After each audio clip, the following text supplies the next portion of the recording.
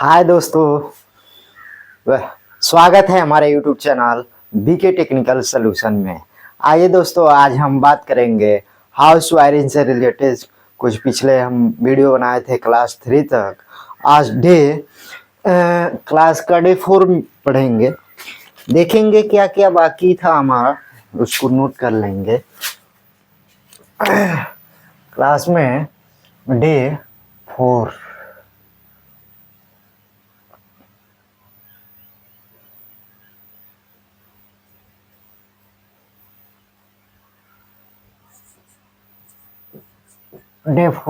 Add कर लेंगे। हम लोग का था स्विच के बारे में हम लोग पढ़ रहे थे, जो कि 2 वे स्विच हो चुका था। 3 नंबर पे दोस्तों नोट करेंगे। 3 नंबर पे रहेंगे रेगुलेटर स्विच। रेगुलेटर स्विच, जिसे रोटरी स्विच भी कहते हैं, रोटरी स्विच।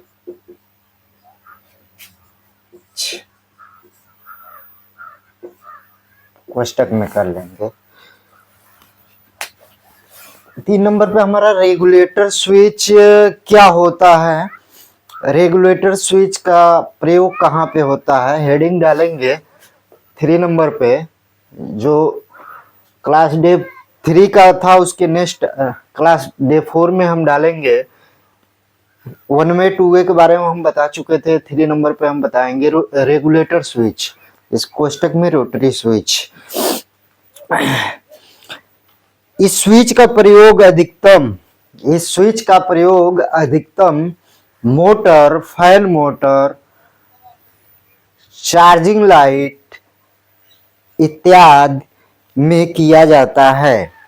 जैसे कंट्रोल को फैन, फ्राटा फैन, उनके पीछे जो स्विच होता है रोटरी स्विच में भी आता है। रेडियो में जो स्विच लगता है रोटरी स्विच लगता है। जो चार्जिंग लाइट में स्विच हमारी लगती है वो रोटरी स्विच लगती है। जैसे कनेक्शन हमारा धीरे धीरे लो हाई वोल्टेज करना होता है, जैसे फैन का स्पीड या अदर चार्जिंग लाइट का स्पीड हमें लो मीडियम हाई पे चलाना होता है, उस जगह पे हम लोग रेगुलेटर रोटरी स्विच का प्रयोग करते हैं। इसके बारे में कुछ लिख लेंगे। इस स्विच का प्रयोग अधिकतम मोटर फैन कंट्रोल करने के लिए करते हैं, अर्थात इस स्विच द्वारा उपकरण में जाने वाले वाट को कम और ज्यादा किया जाता है। इसमें रेजिस्टेंस भी लगा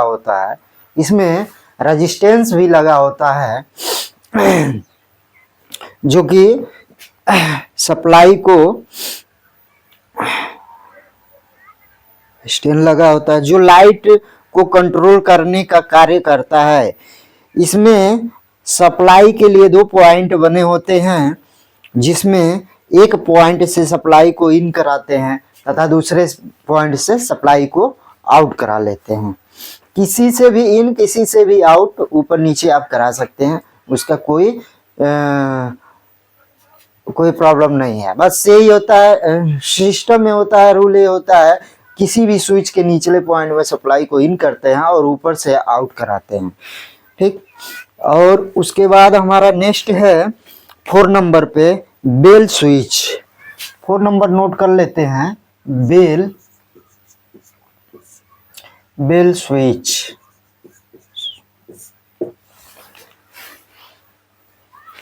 बेल स्विच क्या होता है, हेडिंग डालेंगे 4 नंबर पे। बेल स्विच क्या होता है? बेल स्विच अक्सर बेल स्विच का प्रयोग उस स्थान पे किया जाता है, जैसे गेट हो या मेन बाहर डोर हो, वहां पे किया जाता है। काहे के लिए किया जाता है? इसलिए किया जाता है कि अंदर जो बेल हॉर्न लगा होता है या डोरबेल जो भी बोलते हैं, बेल हॉर्न और डोरबेल कुछ लोग भी बोलते हैं, उसे संकेत होता है कि बाहर कोई पर्सन या कोई व्यक्ति आया है। तो वो जब बाहर स्विच करेगा तो अंदर ध्वनि होगी, बेल हॉर्न का साउंड सुनाई देगा उसके बाद अंदर से व्यक्ति को संकेत मिल जाएगा कि बाहर कोई आया है। इस स्विच के बारे में हम लोग कुछ लिख लेते हैं।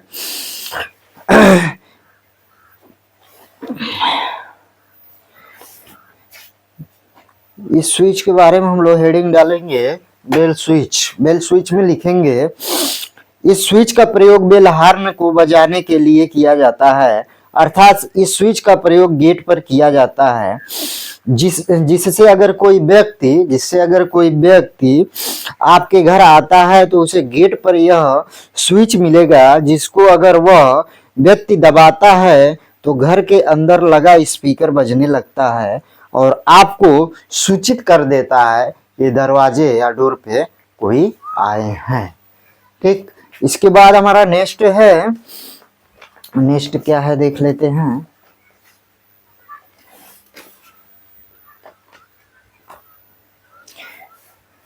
डीपी स्विच 5 नंबर पे है हमारा।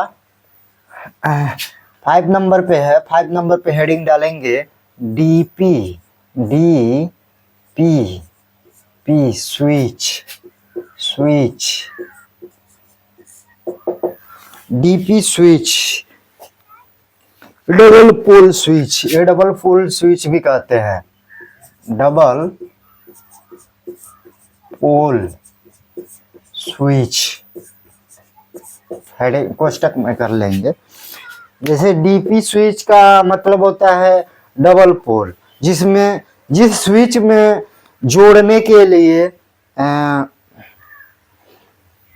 2 पॉइंट बने होते हैं। एग्जाम्पल के तौर पे देखिए हम दिखा सकते हैं, तो आपको दिखाएंगे। अभी कहीं रखे थे, पता नहीं कहाँ रख दिए।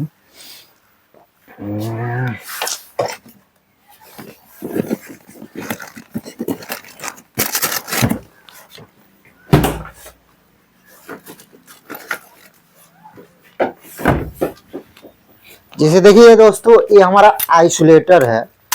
ये आइसोलेटर है, इसमें डबल पोल बना है।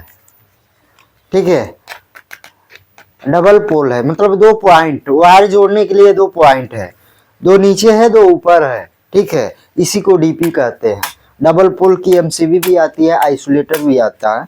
ठीक है, इसी को हम डीपी कहते हैं। आप लोग देख लीजिए, इसमें पॉइंट जोड़ने के लिए 2 होता है। जैसे एग्जाम्पल के लिए हम बना दे रहे हैं, ये हमारा स्विच रहा और इसमें इन और आउट, इन के लिए ये इन हो गया और ऊपर से आउट हो गया। इसके लिए डीपी इसमें 2 पॉइंट होता है। जैसे बाहर से न्यूट्रल फेस आएगा, एक न्यूट्रल दे देंगे और एक फेस दे देंगे, न्यूट्रल और फेस। ऊपर से न्यूट्रल आउट कर लेंगे और फेस आउट कर लेंगे। ठीक है, इसी को हम डीपी कहते हैं। इसके बारे में हम लोग कुछ लिख लेते हैं। इस स्विच का मेन उद्देश्य क्या होता है। 5 नंबर पे आप लोग डीपी स्विच कोष्टक में डबल पोल लिख लीजिएगा और इसके बारे में आगे कुछ लिखिएगा। डीपी पोल के बारे में हम बता रहे हैं। इस स्विच का प्रयोग सुरक्षा के उद्देश्य से किया जाता है। इस स्विच का प्रयोग सुरक्षा के उद्देश्य से किया जाता है। इसमें 2 पॉइंट बने होते हैं जो ऊपर की साइड से इन तथा नीचे की साइड से आउट करा लेते हैं। इसमें ऊपर से हम लोग इन कराते हैं, इसमें हम लोग ऊपर से इन कराएंगे और नीचे से आउट करा लेंगे, आउट न्यूट्रल फेज की सप्लाई। ठीक है, ऊपर से हमेशा डीपी में आइसोलेटर में ऊपर से इन कराते हैं और नीचे से आउट कराते हैं। बाकी एमसीबी में नीचे से इन कराते हैं और ऊपर से आउट करा लेते हैं। ठीक, इन कराते हैं और नीचे से आउट करा लेते हैं। इसके स्विच के द्वारा पावर को बंद करके पूरे घर की सप्लाई को कट किया जा सकता है, जिससे इलेक्ट्रीशियन या टेक्नीशियन को बिजली का झटका या करंट लगने का बिल्कुल डर समाप्त होता है। कहने का तात्पर्य यह है कि अगर हम कहेंगे चालू लाइन में कोई फॉल्ट है और हम लोग उसे बनाएंगे तो मेन डीपी को यहाँ से कट ऑफ कर लेंगे तो घर की सारी जो है लाइटें कट ऑफ हो जाएगी, यहीं से पावर हमारा ब्रेक हो जाएगा। एक प्रकार की सप्लाई ब्रेकर का काम करता है। इसके बाद आगे हमें कोई शॉर्ट या करंट लगने का डर नहीं होता है। ठीक, अब नेक्स्ट देखेंगे फ्यूज। नेक्स्ट में हम हेडिंग डालेंगे 5 नंबर पे हो गया, उसके बाद डालेंगे फ्यूज। फ्यूज के बारे में हम लोग पढ़ लेंगे, फ्यूज क्या होता है। फ्यूज हेडिंग डालेंगे फ्यूज। फ्यूज फ्यूज फ्यूज का प्रयोग क्यों किया जाता है। फ्यूज हो गया, हेडिंग डालेंगे, उसके बाद लिखेंगे फ्यूज का प्रयोग जब हमारे सर्किट में करंट निश्चित सीमा से, यानी जब हमारे सर्किट में घर की सप्लाई में कभी कभी क्या होता है, निश्चित करंट से ज्यादा करंट आ जाता है, उस कंडीशन में हमारे घर के उपकरणों की या वायर की या बोर्ड की सुरक्षा के लिए ये फ्यूज हम लोग लगाते हैं, या बोर्ड में लगा होता है। अगर लगा रहेगा तो ये फ्यूज का जो पतला वायर होता है वहीं से हमारी पावर उड़ जाएगी, जो कि शॉर्ट हो जाएगा, जो कि हमारे घर के उपकरण और वायरिंग बोर्ड इत्यादि क्षतिग्रस्त होने से बच जाएगा, यानी नुकसान होने से बच जाएगा। ठीक है,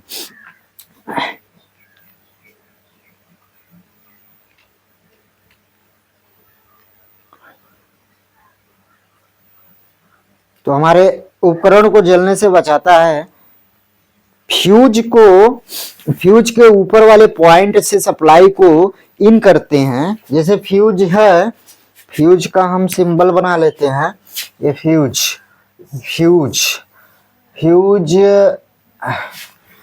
फ्यूज ऐसा होता है, इसका 2 पार्ट होता है।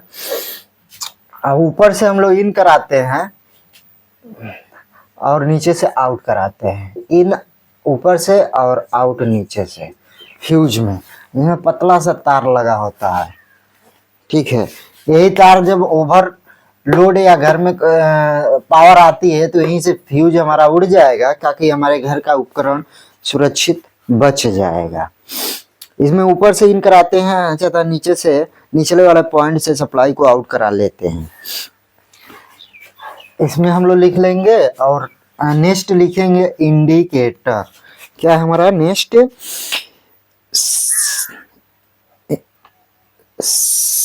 इंडिकेटर नेक्स्ट है हमारा इंडिकेटर।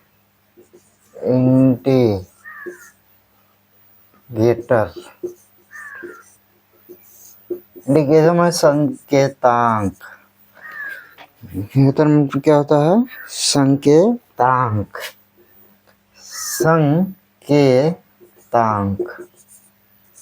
इसको क्वेश्चन में बोलते हैं। इंडिकेटर का प्रयोग हम क्यों करते हैं, इसके बारे में हम लोग कुछ लिख लेंगे। इंडिकेटर का सिंबल बना लेते हैं। ये हमारा कुछ इस प्रकार का इंडिकेटर होता है। इसमें एक नियोन नामक बल्ब लगा होता है। इसमें न्यूट्रल और फेस दोनों सप्लाई देते हैं, न्यूट्रल और फेस की दोनों सप्लाई देते हैं।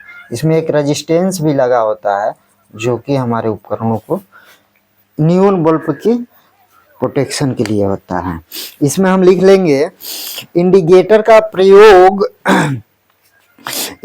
का प्रयोग विद्युत को संकेत करने के लिए किया जाता है, अर्थात इससे हमें पता चलता है कि लाइट है या नहीं है। इंडिकेटर के अंदर नियोन नामक बल्ब लगा होता है तथा साथ में रेजिस्टेंस भी लगा होता है। इंडिकेटर को फ्यूज होने से बचाता है। जो इंडिकेटर में न्यून बल्ब होता है, रेजिस्टेंस का कार्य होता है फ्यूज होने से हमारे न्यून बल्ब का वो बचाता है। रजिस्ट्रेशन का काम नहीं होता है, रजिस्ट्रेशन इसलिए लगाया जाता है। इसे पैरेलल कनेक्शन में जोड़ते हैं, अर्थात न्यूट्रल तथा फेस वायर को डायरेक्ट जोड़ दिया जाता है। इसे पैरेलल कनेक्शन में जोड़ते हैं, पैरेलल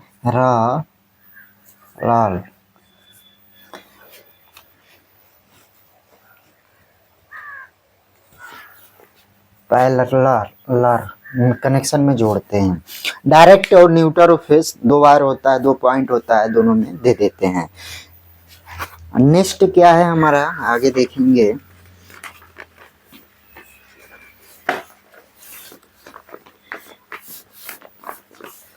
नेक्स्ट हम पढ़ेंगे एमसीबी के बारे में। नेक्स्ट है हमारा एमसीबी। एमसीबी का फुल फॉर्म होता है मेन सर्किट ब्रेकर। कोष्टक में लिख लेंगे मेन सर्किट ब्रेकर,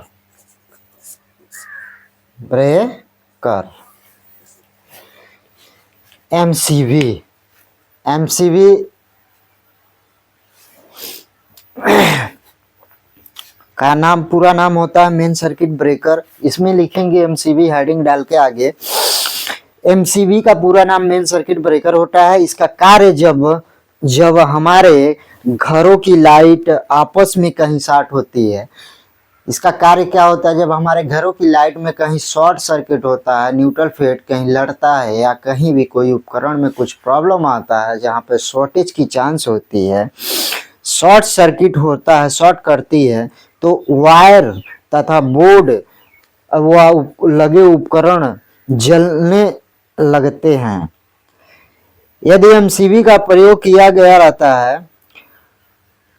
होता है तो थोड़ी सी भी शॉर्ट सर्किट होने पर एमसीबी गिर जाती है, यानी ट्रिप कर जाती है।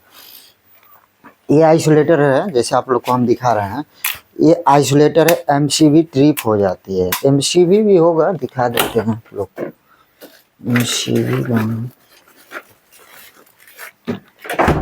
देखिए, ये हमारी हेवेल्स की एमसीबी है। कौन सा टाइप है, बी टाइप। एमसीबी ऐसी होती है, इसमें एक सिंगल पोल की एमसीबी है, इसमें डबल पोल भी, 3 पोल भी आती है। सिंगल पोल की एमसीबी एक एक कमरे का लाइट को कंट्रोल करने के लिए किया जाता है, या एक एक उपकरण को भी।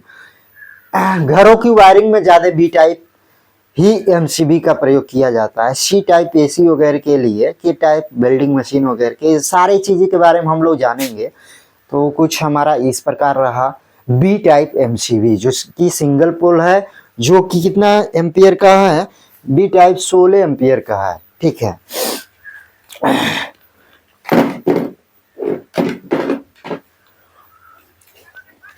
गिर जाता है, जिससे पूरे कमरे की लाइट कट जाती है और हमारे कमरों के बोर्ड, उपकरण, वायर इत्यादि जलने से बच जाता है। यह 2 तथा 3 पोल की भी आती है। ये 2 पोल, सिंगल पोल, डबल पोल, 3 पोल में भी आती है। आवश्यकता लोड के अनुसार हम इसका यूज करते हैं। एमसीबी के बारे में हम लोग लिख लिए, जान लिए। और नेक्स्ट हमारा है, नेक्स्ट हेडिंग डालेंगे ELCB।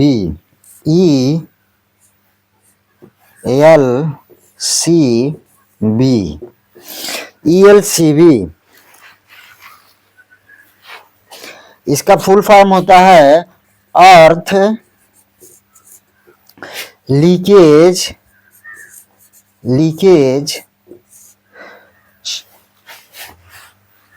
Circuit breaker.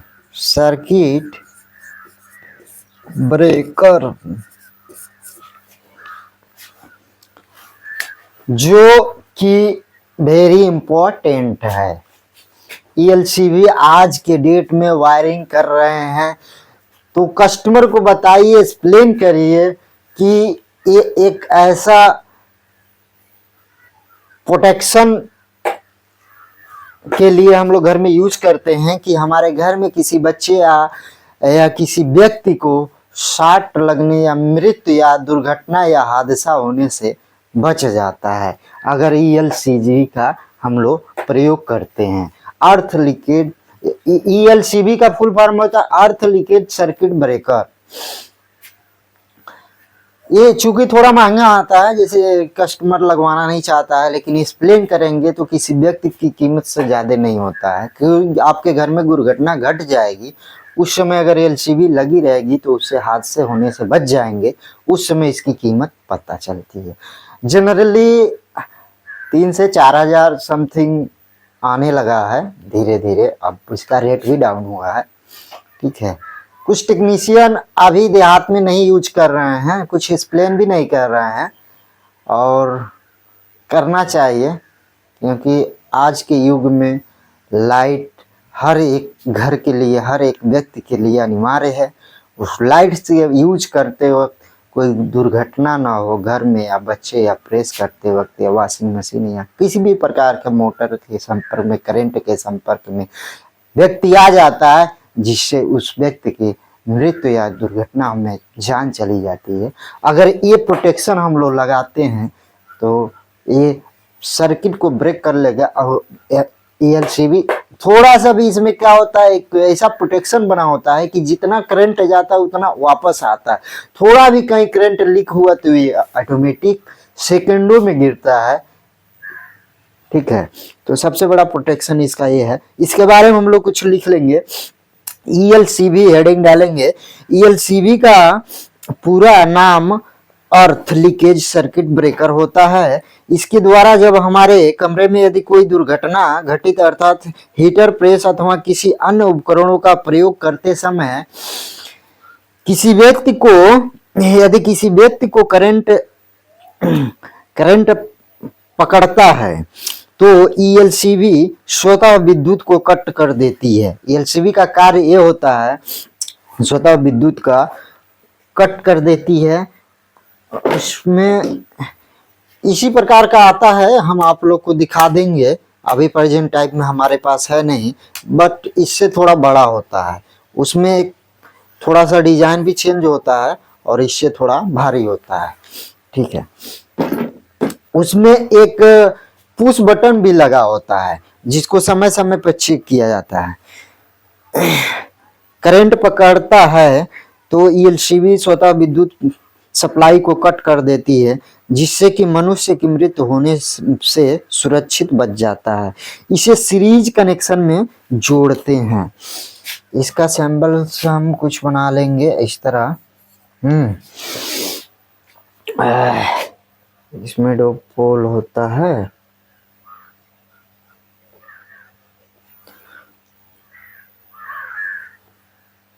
ये पॉइंट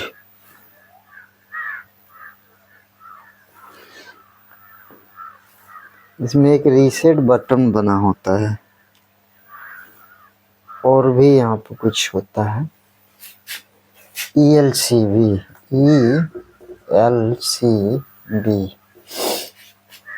जो 2 महीने में अपने ईएलसीबी का चेक करने के लिए इसमें जो बटन होता है उसे करंट दबा के चेक किया जाता है कि हमारा घर में लगा ईएलसीबी कार्य कर रहा है या नहीं प्रॉपर तरह से। इसके बाद हम लोग आ जाएंगे दोस्तों, ये जो भी इलेक्ट्रिक बोर्ड की समान वायरिंग, फर्स्ट नंबर पे, सेकंड नंबर पे फ्यूज के साथ बोर्ड की वायरिंग, 3 नंबर पे प्लस इंडिकेटर के साथ बोर्ड की वायरिंग, 4 नंबर पे volt meter plus ampere meter के साथ wiring, 5 number MCB plus LCB के साथ हाउस वायरिंग, 6 नंबर पे कनेक्शन के बारे में पढ़ेंगे। कनेक्शन 2 प्रकार का होता है, जनरली सीरीज या पैरेलल क्या होता है। 7 नंबर पर चार्जिंग लाइट के बारे में पढ़ेंगे। 8 नंबर पर सीढ़ी जीना के कनेक्शन। 9 नंबर पे 2 कमरों के साथ एक मोटर की वायरिंग करना। 10 नंबर गोदाम की कनेक्शन के बारे में पढ़ेंगे। 11 पे रॉड ट्यूबलाइट का कनेक्शन पढ़ेंगे। 12 पे फ्यूज उड़ने के बाद इंडिकेटर का जलना। और 30 नंबर पे पढ़ेंगे पैनल बोर्ड। 40 पे सीरीज बोर्ड की वायरिंग। 50 पे बेल हार्न के साथ हाउस वायरिंग। 60 पे सेंजर के साथ हाउस वायरिंग। 7 पे डबल फेस के साथ हाउस वायरिंग।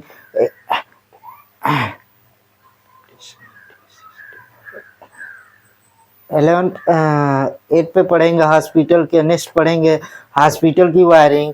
उसके नेक्स्ट पढ़ेंगे इन्वर्टर के साथ हाउस वायरिंग। 20 नंबर पे पढ़ेंगे जनरेटर के वायरिंग में चोरी पकड़ने की विधि। मतलब जनरेटर में हमारा लिखा रहता है 7.5 kV 5 kV का, लेकिन उतना हमारा करंट आउटपुट होता नहीं है। नेक्स्ट करेंगे हॉस्टल की वायरिंग। ये इतनी चीजें हम लोग हाउस वायरिंग के इस क्लास में हम लोग जानेंगे, और आशा करते हैं इतना चीजें हम लोग जानने के बाद हमारा हाउस वायरिंग में कोई प्रकार की कोई दिक्कत परेशानी आने वाली नहीं है। फील्ड एक बेहतरीन नॉलेज हो जाएगा। एक फुल टेक्नीशियन को जो इन्फॉर्मेशन होती है, जो जितना नॉलेज होना चाहिए वो हो जाएगा। हम इसमें बताएंगे किस प्रकार से एक घर की लोड का एम्पियर के हिसाब से कि इस घर में कितना लोड है, कितना वाट का लोड चलाना है, एक मानक के अनुसार हम लोग उस घर का लोड निकालने का फार्मूला बताएंगे। ठीक है, तो आज का कुछ हमारा ये रहा। नेक्स्ट चैप्टर में हम लोग सीरियल वाइज पढ़ेंगे। नेक्स्ट हमारा वीडियो रहेगा समान बोर्ड की वायरिंग से स्टार्ट करेंगे कि समान बोर्ड की वायरिंग कैसे करते हैं, कैसे किया जाता है।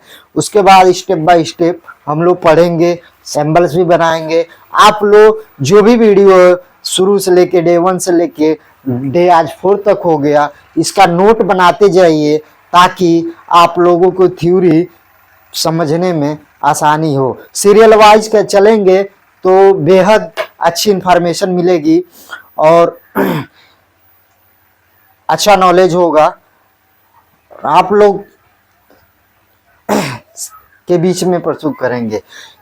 दोस्तों, इस वीडियो से संबंधित अगर कोई सुझाव और सवाल हो तो कमेंट बॉक्स में अवश्य लिखें। कोई अपना राय देना चाहते हैं तो अवश्य दें। चैनल पर नए हैं तो इस चैनल को सपोर्ट करिए, प्यार करिए, चैनल को सब्सक्राइब करिए, लाइक करिए, शेयर करिए। वीडियो देखने के लिए धन्यवाद। मिलते हैं दोस्तों अगले नेक्स्ट डे में। आगे की जो क्लास होगा आप लोग के समक्ष हम रखेंगे। धन्यवाद।